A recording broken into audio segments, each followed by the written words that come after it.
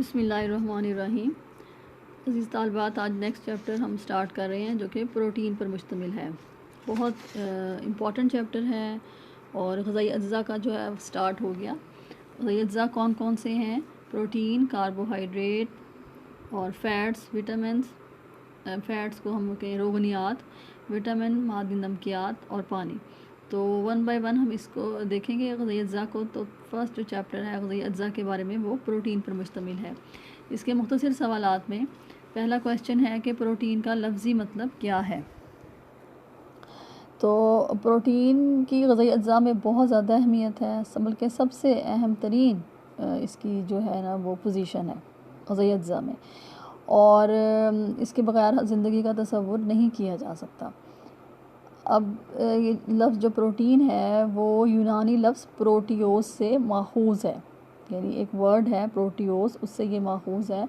और उसका मतलब क्या है? अव्वल हैसियत वाला या बुनियादी हैसियत वाला, यानी बिल्कुल फ़र्स्ट इसकी रैंक है और इसका फ़र्स्ट पोजीशन है, इसकी हैसियत सबसे ज़्यादा बुनियादी है।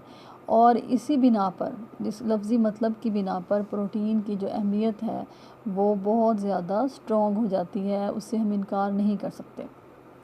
तो प्रोटीन यूनानी लफ्ज़ प्रोटियोस से माखूज़ है और उसका मतलब है अव्वल हैसियत या बुनियादी हैसियत वाला। और इसी मफ़हूम की बिना पर प्रोटीन की जो अहमियत है वो बहुत ज़्यादा मुसल्लिम हो जाती है। सेकंड क्वेश्चन है कि प्रोटीन इंसानी जिस्म के किन हिस्सों और अज़्ज़ा की तामीर करती है। यानी प्रोटीन जो है वो ह्यूमन बॉडी के ह्यूमन बॉडी किससे बनती है? खुलियात से, और खुलिये की जो ज़िंदगी है उसका इन्हिसार ही प्रोटीन पर होता है। इस तरह अगर हम देखें तो इंसानी जिस्म का हर हिस्सा, उसकी हड्डियाँ, पट्ठे, गोश्त, रग, रेशे, दिमाग, खून, बाल, नाखून और खामरे, इवन इंजाइम्स जो हैं जो किसी भी कीमियाई अमल को तेज़ करने में रोल प्ले करते हैं, उन सब की तामीर का इन्हिसार प्रोटीन पर होता है। इतनी इम्पॉर्टेंट है कि इंसानी जिस्म का हर हिस्सा जो है वो अपनी तामीर के लिए इसका मोहताज है। इसके बगैर उसकी बिल्डिंग नहीं हो सकती, तामीर नहीं हो सकती, वो बन नहीं सकता। और इसके अलावा गोश्त और रगो रेशे, दिमाग, खून, बाल, नाखून, खामरे सब जो हैं वो इसके मोहताज हैं, अपनी तामीर के लिए इसके मोहताज हैं। तो ये मोस्ट इम्पॉर्टेंट न्यूट्रेंट है। नेक्स्ट क्वेश्चन, इंसानी जिस्म का कितना हिस्सा प्रोटीन पर मुश्तमिल है? तो 1/3 हिस्सा जो है, ये MCQs के लिए भी क्वेश्चन है। तो 1/3 यानी 1/3 हिस्सा जो है वो प्रोटीन पर मुश्तमिल है। प्रोटीन के कीमियाई अज्जा कौन से हैं? तो जैसे दूसरे ईंधन वाले ग़िज़ाई अज्जा जैसे कार्बोहाइड्रेट और रोगनियात, उनमें पाया जाता है कार्बन, हाइड्रोजन और ऑक्सीजन। ठीक है, इस तरह से प्रोटीन में जो है वो इस प्रोटीन में भी कार्बन, हाइड्रोजन और ऑक्सीजन होता है, लेकिन उसके साथ साथ इसमें एक इजाफ़ी भी पाया जाता है कीमियाई अंसर। वो क्या है? नाइट्रोजन। इसकी वजह से दूसरे कार्बोहाइड्रेट और रोगनियात से मुख्तलिफ हो जाता है, दूसरे ईंधन वाले अज्जा से ज़रा मुख्तलिफ हो जाता है नाइट्रोजन की मौजूदगी की वजह से। और नशोनुमा के लिए, तामीर के लिए फिर इसकी जो अहमियत है वो इसी बिना पर हो जाती है, यानी ये डिफरेंट हो जाता है, अपने फंक्शंस में डिफरेंट हो जाता है नाइट्रोजन की मौजूदगी की वजह से दूसरे ग़िज़ाई अज्जा से। और इसमें प्रोटीन में नाइट्रोजन के अलावा और भी अज्जा पाए जाते हैं, जैसे सल्फ़र है, फास्फोरस है, आयरन और आयोडीन भी इसके अंदर मौजूद होते हैं। तो इसकी हैसियत बहुत ज़्यादा अहमियत की हामिल है और मुख्तलिफ हो जाता है ये दूसरे ग़िज़ाई अज्जा से, यानी मुनफरिद है ये। प्रोटीन की साख्त क्या है? स्ट्रक्चर क्या है? अब प्रोटीन में ज़ाहिर है कार्बन, हाइड्रोजन, ऑक्सीजन और नाइट्रोजन है, तो वो इस अंदाज़ में मिलते हैं, जिस एक ख़ास अंदाज से मिलते हैं, तो उनसे क्या बनता है? एक मुरक्कब बनता है जिसको अमाइनो एसिड्स कहते हैं। ठीक है, यानी जब ये इसके कीमियाई अज्जा एक ख़ास अंदाज से मिलेंगे एक दूसरे से, तो उससे एक मुरक्कब बनता है जिसको अमाइनो एसिड कहते हैं। अमाइनो एसिड जो है वो यूनिट है, प्रोटीन बनाने के लिए। जैसे एक बिल्डिंग की तामीर के लिए ज़रूरी होता है कि ईंटें हों, ईंटों से कोई भी कमरा, कोई भी दीवार, कोई भी कंस्ट्रक्शन होती है, उसके बगैर वो मुमकिन नहीं है। फॉर एग्ज़ाम्पल ईंटों का अगर इस्तेमाल हो रहा है तो वो एक यूनिट है। अब इस तरह से प्रोटीन के लिए जो एक यूनिट है, जो एक बुनियादी इकाई है, वो क्या है? अमाइनो एसिड्स हैं। अमाइनो एसिड्स मिलकर प्रोटीन बनाते हैं। तो प्रोटीन की साख्त या उसकी खसूसियात का इन्हिसार अमाइनो एसिड्स की तादाद पर होता है, उसकी इक़साम पर होता है।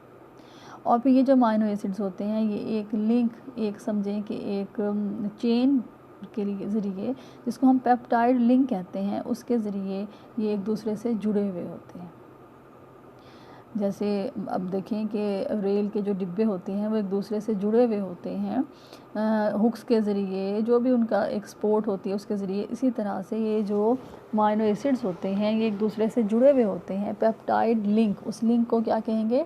ये भी एक शॉर्ट क्वेश्चन है कि जिसके ज़रिए अमाइनो एसिड्स आपस में जुड़े हुए होते हैं, उस लिंक को कहते हैं पेप्टाइड लिंक। पेप्टाइड लिंक के ज़रिए ये एक दूसरे से जुड़े हुए होते हैं। अब जब हम उस खुराक को खाते हैं, प्रोटीन वाली खुराक को, तो फिर हाजमे के दौरान यही पेप्टाइड टूटकर प्रोटीन को सादा तरीन शक्ल में ले आते हैं। ठीक है, तो क्या इंपॉर्टेंट बात मालूम हुई कि अमाइनो एसिड्स किसे कहते हैं? तो अमाइनो प्रोटीन की साख्त में ये दो डेफिनेशन हमारे सामने आई कि जब प्रोटीन में मौजूद कार्बन, हाइड्रोजन और ऑक्सीजन और नाइट्रोजन एक ख़ास अंदाज में मिलते हैं तो उनसे एक मरकब तैयार होता है जिसे अमाइनो एसिड्स कहते हैं। अमाइनो एसिड्स की क्या हैसियत है? इसकी हैसियत ये है कि ये प्रोटीन में एक इकाई के तौर पर मौजूद होते हैं, यूनिट है ये बेसिक, और प्रोटीन की साख्त का इन्हिसार, उसकी खसूसियात का इन्हिसार इन्हीं अमाइनो एसिड्स की तादाद और इक़साम पर होता है। ये अमाइनो एसिड्स की अहमियत है। ठीक है, प्रोटीन जिस तरह से भी रोल प्ले करेगी उसका वो डिपेंड किस पे करेगा? अमाइनो एसिड्स पे करेगा कि उनकी तादाद कैसी है उस वक्त, और उनकी इक़साम कौन कौन सी हैं मौजूद है, जो फूड में है और जो जिसके ज़रिए वो जिसके ज़रिए हमें ग़िज़ाइयत मिलनी है। और ये अमाइनो एसिड्स किसके ज़रिए आपस में जुड़े हुए होते हैं? पेप्टाइड लिंक के ज़रिए, रेल के डिब्बे की तरह आपस में जुड़े हुए होते हैं, और हाजमे के दौरान यही पेप्टाइड टूट कर प्रोटीन को सादा शक्ल में तब्दील कर देते हैं। नेक्स्ट क्वेश्चन कि ज़रूरी और गैर ज़रूरी अमाइनो एसिड्स में क्या फ़र्क है? हमने अमाइनो एसिड्स की डेफिनेशन तो देख ली, पेप्टाइड लिंक की डेफिनेशन भी देख ली। अब ज़रूरी और गैर ज़रूरी अमाइनो एसिड्स में क्या फ़र्क होता है? तो ज़रूरी अमाइनो एसिड्स जो होते हैं, ये ज़ाहिर जैसे लफ्ज़ है ज़रूरी, इनके बग़ैर जो है वो अहम काम हो ही नहीं सकते, ये हमें चाहिए होता है। और ज़ाहिरी बात है ये जिस्म से नहीं मिलेगा, ये हमें खुराक से लेना है। अगर ये जिस्म से मिल जाए तो ये ज़रूरी ना कहलाए, क्योंकि वो तो जिस्म उसको ले लेगा, बना लेगा, ले लेगा। लेकिन ज़रूरी इसीलिए कहा गया है क्योंकि ये हमें बाहर से चाहिए, खुराक से चाहिए। तो ये नशोनुमा के लिए इंतहाई ज़रूरी हैं, और इन्हें जिस्म नहीं खुद ब खुद पैदा नहीं कर सकता, बल्कि उन्हें खुराक से हासिल करना पड़ता है। फिर इनकी तादाद कितनी है? इनकी तादाद 8 है। जहाँ तक बात है गैर ज़रूरी अमाइनो एसिड्स की, इन्हें हमारा जिस्म ज़रूरी अमाइनो एसिड्स की मदद से ख़ुद ब खुद तैयार कर लेता है। यानी गैर ज़रूरी अमाइनो एसिड्स के लिए भी ज़रूरी अमाइनो एसिड्स का होना ज़रूरी है। ये इतने इम्पॉर्टेंट हैं कि ये गैर ज़रूरी अमाइनो एसिड्स को बनाने में अहम किरदार अदा करते हैं। ठीक है, वो बन जाते हैं, जिस्म में वो बन जाते हैं, लेकिन उनको बनाने के लिए ज़रूरी अमाइनो एसिड्स का होना ज़रूरी है। तो गैर ज़रूरी अमाइनो एसिड्स कौन से हैं कि जिन्हें हमारा जिस्म ज़रूरी अमाइनो एसिड्स की मदद से ख़ुद ब खुद तैयार कर लेता है, और ख़ुराक से उनका हासिल करना ज़रूरी नहीं होता। इनकी तादाद 11 से 14 होती है। अब ये जो अमाइनो एसिड्स हैं, ज़रूरी और गैर ज़रूरी अमाइनो एसिड्स, इन्हीं अमाइनो एसिड्स की मौजूदगी की बिना पर और उनकी मिक़दार की बिना पर फिर हमें प्रोटीन हासिल होती है। मुख्तलिफ़ तरह की प्रोटीन, वो हम देखेंगे कौन कौन सी प्रोटीन हासिल होती है, लेकिन उनको जो हासिल करना है या उनकी जो इक़साम है वो किस पे डिपेंड करेंगी? वो इन्हीं ज़रूरी और गैर ज़रूरी अमाइनो एसिड्स की मिक़दार पे डिपेंड करेंगी कि कितनी मिक़दार हमें मिल रही है। तो नेक्स्ट क्वेश्चन कि मुकम्मल और नामुकम्मल प्रोटीन में क्या फ़र्क है? बहुत इम्पॉर्टेंट क्वेश्चन है।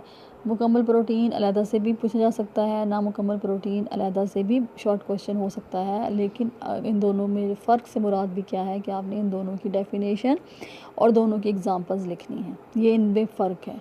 उसी डेफिनेशन की बिना पर फ़र्क जो है वो ज़ाहिर हो जाएगा। मुकम्मल प्रोटीन जो है वो ऐसी ग़िज़ाएँ जिसमें जिस्मानी नशोनुमा के लिए तमाम ज़रूरी अमाइनो एसिड्स काफ़ी या मुनासिब मिक़दार में, मैंने अभी पहले आपको बताया कि अमाइनो एसिड्स की मिक़दार बहुत इम्पॉर्टेंट है। तादाद भी इम्पॉर्टेंट है कि ज़रूरी अमाइनो एसिड्स कितनी तादाद में मौजूद हैं या गैर ज़रूरी कितनी तादाद में मौजूद है, लेकिन मिक़दार बहुत ज़्यादा इम्पॉर्टेंट है। तो ऐसी ग़िज़ाएँ जिनमें जिस्मानी नशोनुमा के लिए तमाम ज़रूरी अमाइनो एसिड्स, क्योंकि अभी मैंने बताया कि ज़रूरी अमाइनो एसिड्स किस लिए ज़रूरी हैं, गैर ज़रूरी अमाइनो एसिड्स को बनाने के लिए ज़रूरी हैं। तो ज़ाहिरी बात है कि जब एक दूसरे के लिए लाजिम व मलज़ूम है, ज़रूरी के लिए गैर ज़रूरी अमाइनो एसिड्स के लिए ज़रूरी अमाइनो एसिड्स का होना ज़रूरी है, और वो हमें कहाँ से मिलेगा, खुराक से मिलेगा। तो ऐसी ग़िज़ाएँ जिनमें जिस्मानी नशोनुमा के लिए तमाम ज़रूरी अमाइनो एसिड्स काफ़ी या मुनासिब मिक़दार में मौजूद हों तो उन्हें मुकम्मल प्रोटीन कहा जाता है, और इसीलिए उन्हें क्या कहा जाता है, आला हयातियाती कदर वाली प्रोटीन भी कहते हैं, यानी हाई बायोलॉजिकल वैल्यू वाली प्रोटीन भी कहते हैं। ठीक है, उन्हें हम हाई बायोलॉजिकल वैल्यू वाली प्रोटीन भी कहते हैं मुकम्मल प्रोटीन को, ये उसका दूसरा नाम है। तो आला हयातियाती कदर वाली प्रोटीन किसे कहते हैं, ये भी क्वेश्चन आपको आ सकता है। अब इसे क्यों कहते हैं, क्योंकि ये खुलियात और जिस्म की नशोनुमा के लिए बेहतरीन जुज़ होते हैं, इनके बग़ैर जिस्म की नशोनुमा का तसव्वुर नहीं किया जा सकता।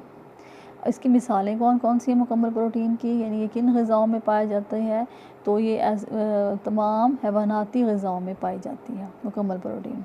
मसलन गोश्त, दूध, अंडे, पनीर, दही, लस्सी, ठीक है, ये तमाम चीज़ें और इनसे बनी हुई चीज़ों में ये मौजूद होते हैं मुकम्मल प्रोटीन। मैं दोबारा रिपीट करती हूँ कि तमाम ऐसी ग़िज़ाएँ जिनमें जिस्मानी नशोनुमा के लिए तमाम ज़रूरी अमाइनो एसिड्स मुनासिब या काफ़ी मिक़दार में मौजूद हों उन्हें मुकम्मल प्रोटीन कहते हैं। इसका दूसरा नाम क्या है, आला हयातियाती कदर वाली प्रोटीन।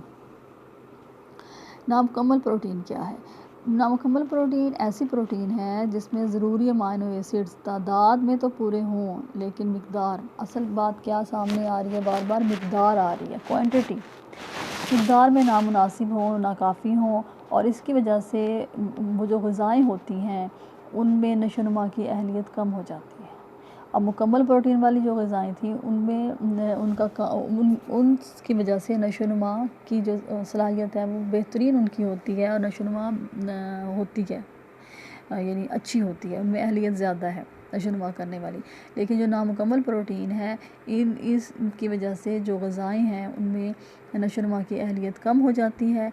और इनकी मिसालें क्या हैं, ये किन ग़िज़ाओं में पाई जाती है नामुकम्मल प्रोटीन, ये तमाम नबाताती ग़िज़ाओं में शामिल है, जैसे सोयाबीन, फलियाँ, मटर, मसूर की दाल, मुख्तलिफ़ तरह की दालें हो गई, अनाज हो गई, उनमें ये पाई जाती है। इसके अलावा कुछ सब्ज़ियाँ।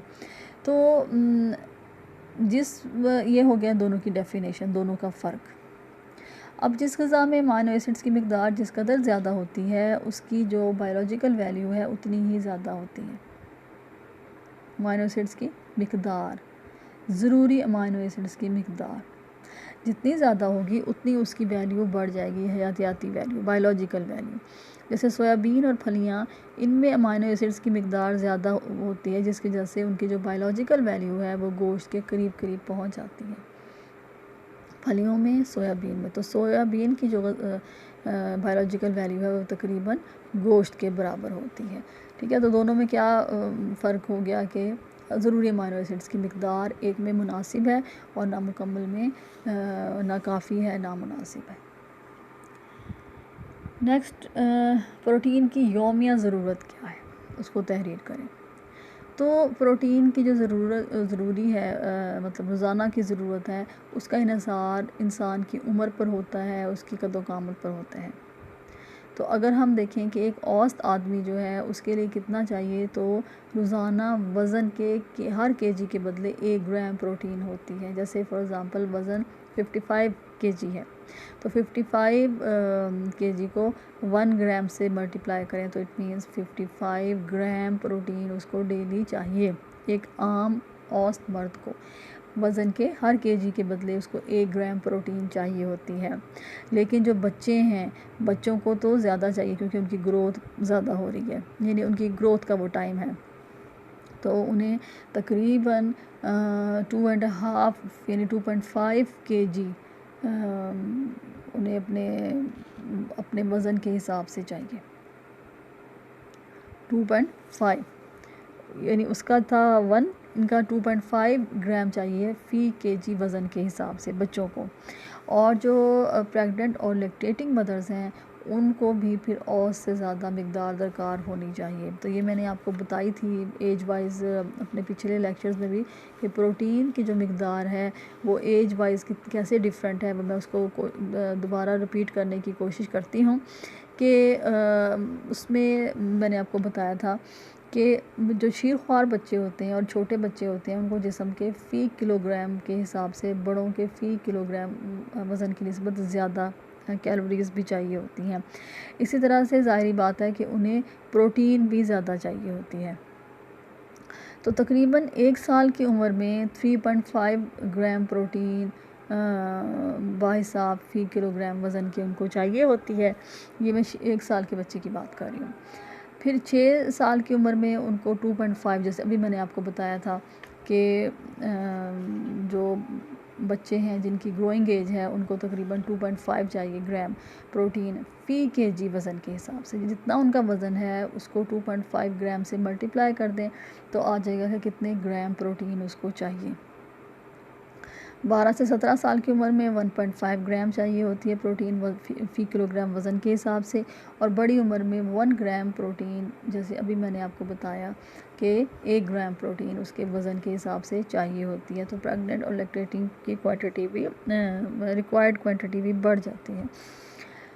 तो जो बालिग होते हैं उनकी खुराक में कैलोरीज़ की कुल मिक़दार का 10 से 12% प्रोटीन से हासिल होना चाहिए और बच्चों के लिए 15% हिस्सा जो है वो प्रोटीन से हासिल होना चाहिए। और प्रोटीन की रोज़मर्रा ज़रूरत में भी तकरीबन 1/3 हिस्सा मुकम्मल प्रोटीन से हासिल होना चाहिए। बाकी जो है वो किससे हासिल होगा, वो नामुकम्मल से हो जाए, लेकिन लाजमन है कि 1/3 यानी 3 अगर इस हिस्से के जाए तो उसमें से 1 हिस्सा लाजमन मुकम्मल प्रोटीन पर मुश्तमिल होना चाहिए।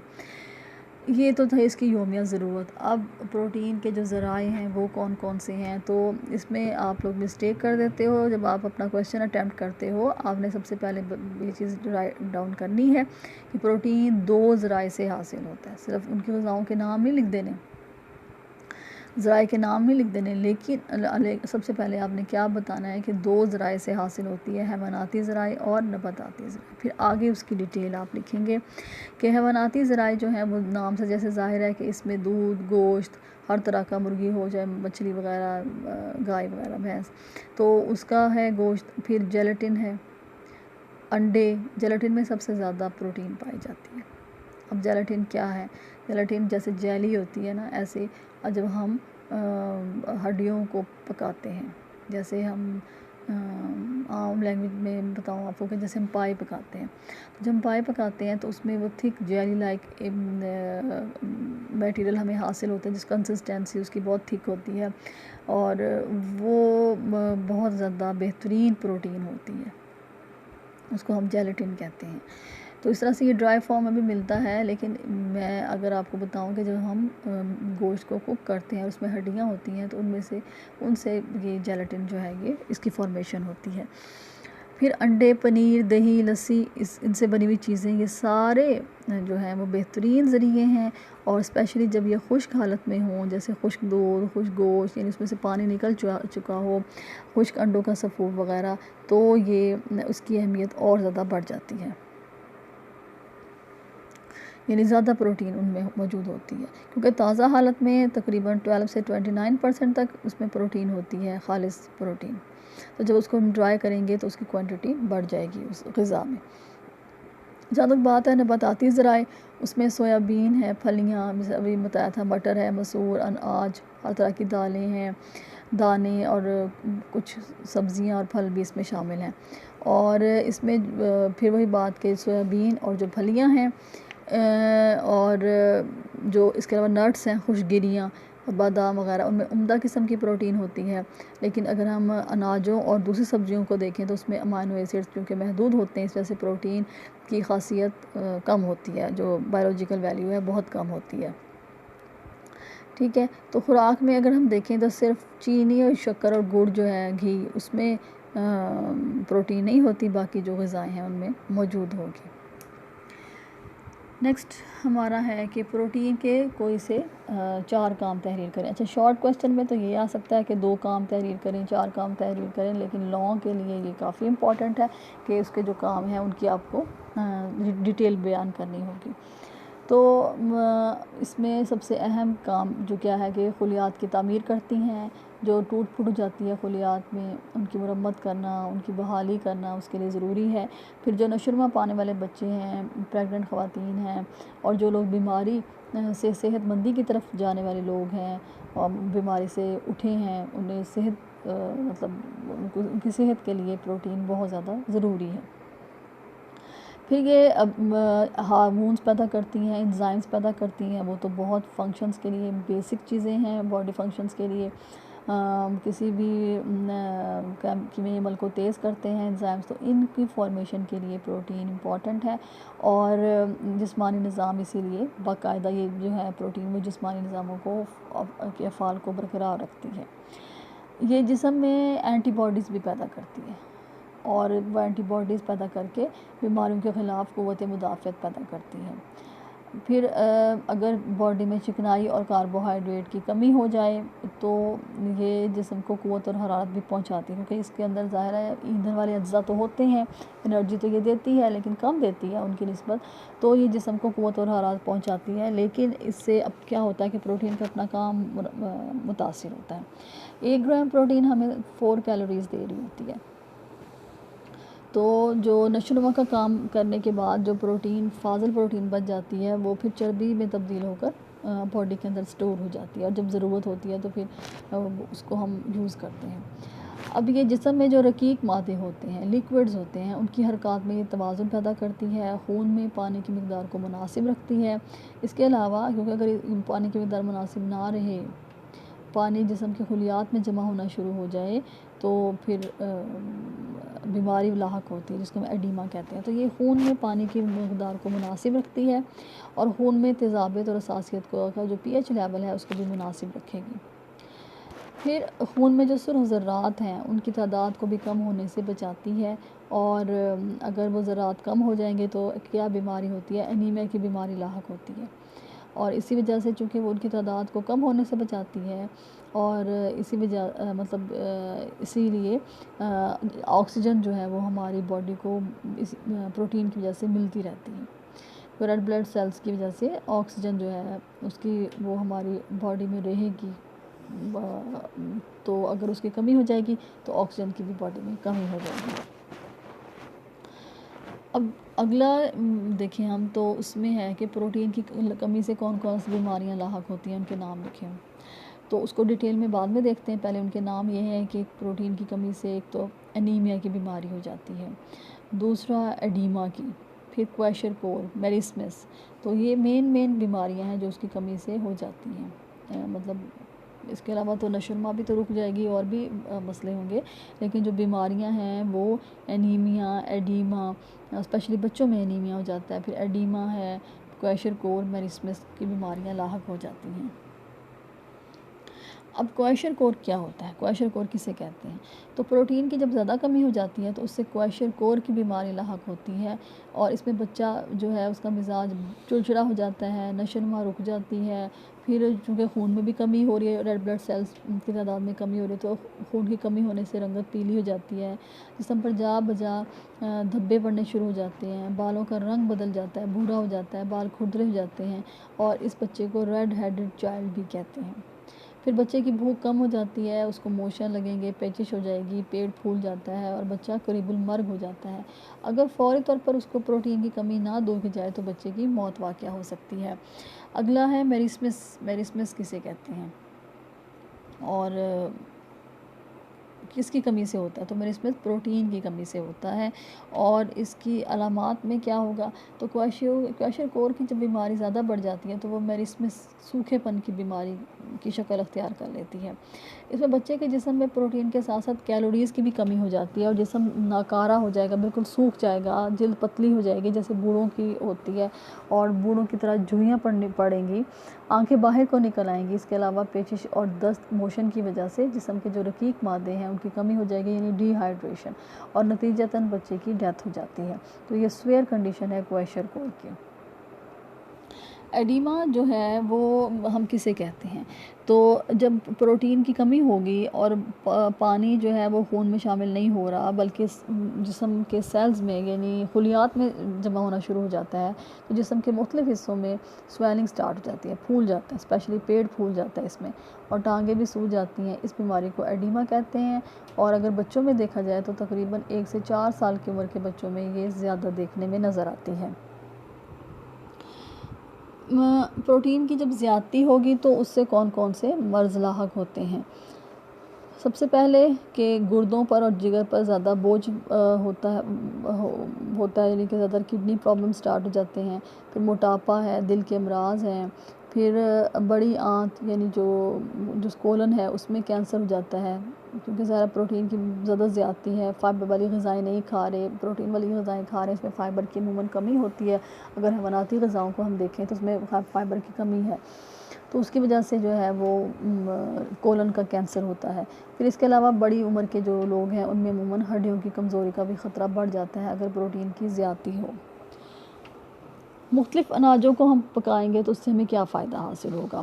जैसे हलीम की एक शक्ल है, हलीम में हम मुख्तलिफ़ अनाजों को मिलाकर पकाते हैं, उससे ये होगा कि जो इनमें हर अनाज में इनफरादी तौर पर अमाइनो एसिड्स होंगे वो मिलकर ऐड हो जाएंगे और एक दूसरे की कमी को पूरा करेंगे। और जब अगर हम उसमें थोड़ी सी हैवानाती प्रोटीन भी ऐड कर लेंगे तो उससे मुकम्मल प्रोटीन का हसूल जो है वो मुमकिन हो सकेगा। तो ये हमारी प्रोटीन की कमी को दूर कर देगा और वो बेहतरीन ग़िज़ा जो है वो तैयार होकर हमारे सामने आ जाएगी। तो हलीम का इस्तेमाल जो है वो हमें रखना चाहिए और उसे हमें इस्तेमाल करना चाहिए, क्योंकि इसमें अनाज भी हैं और हैवानाती प्रोटीन भी है, नबाताती प्रोटीन भी है, तो दोनों मिलकर जो है वो मुकम्मल प्रोटीन का हसूल मुमकिन हो सकता है, उनकी वजह से मुमकिन होता है। प्रोटीन की जब कमी हो जाए या ग़िज़ा से फ़राहमी ना मिले तो जिस्म को क्या नुकसान पहुँचता है।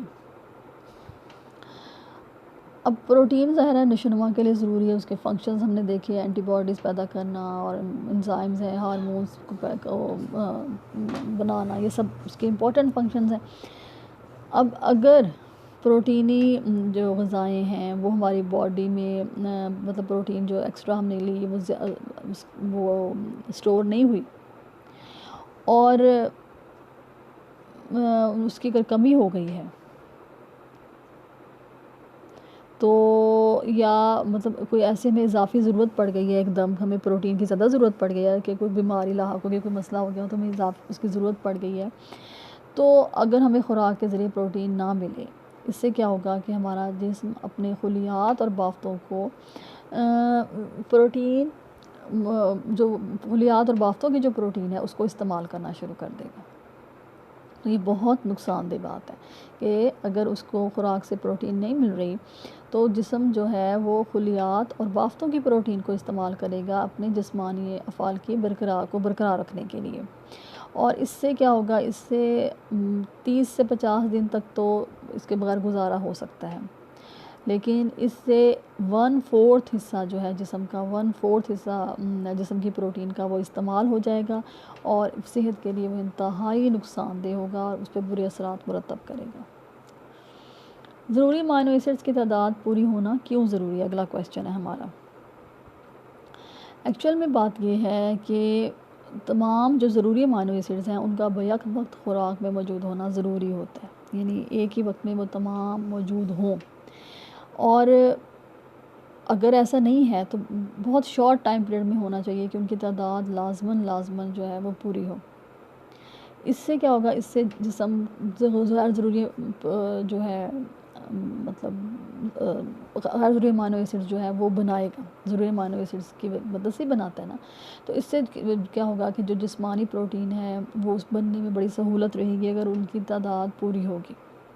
अब किसी भी अमाइनो एसिड, ज़रूरी अमाइनो एसिड्स की मौजूदगी या उसकी अदम मौजूदगी या उसकी मिकदार में कमी या ज़्यादती से जिस्म में प्रोटीन बनाने की जो सलाहियत है वो मुअत्तल हो जाती है या महदूद हो जाती है। यानी अगर किसी अमाइनो एसिड्स की अदम मौजूदगी हो जाए या उसकी मिकदार में कमी हो जाए या ज़्यादती हो जाए तो प्रोटीन की जो जिस्म की जो प्रोटीन बनाने वाली सलाहियत है वो महदूद हो जाती है, उसमें ताअत्तुल आ जाता है, उसमें रुकावट आ जाती है, यानी उसमें स्टॉप हो जाती है। क्योंकि इसकी वजह क्या है, क्योंकि हमारा जिस्म सिर्फ सबसे कम मिकदार में मौजूद अमाइनो एसिड्स के मुताबिक ही बाकी अमाइनो एसिड्स को इस्तेमाल करता है। यानी अब इतने अब अमाइनो एसिड्स मौजूद हैं, जो हमारे ज़रूरी अमाइनो एसिड्स हैं वो कितने थे, फॉर एग्ज़ाम्पल वो हमारे 8 थे। अब अगर उन अमाइनो एसिड्स में से एक अमाइनो एसिड जो है वो मौजूद नहीं है, उसकी कमी है, तो जिस्म उसके मुताबिक ही अपना प्रोटीन बनाएगा। जो बाकी ज़्यादा है उसको वो नहीं देख रहा, बाकी ज़्यादा को वो नहीं देख रहा। जिस्म जो है वो सबसे कम मिकदार में जो अमाइनो एसिड्स है उसके मुताबिक ही बाकी अमाइनो एसिड्स को इस्तेमाल करेगा। यानी तादाद का, मिकदार का पूरा होना बहुत ज़्यादा ज़रूरी है इसमें। तो ये मैंने कोशिश की है कि इस हम चैप्टर को कवर करें। तो आज के लिए इतना ही। अस्सलामु अलैकुम।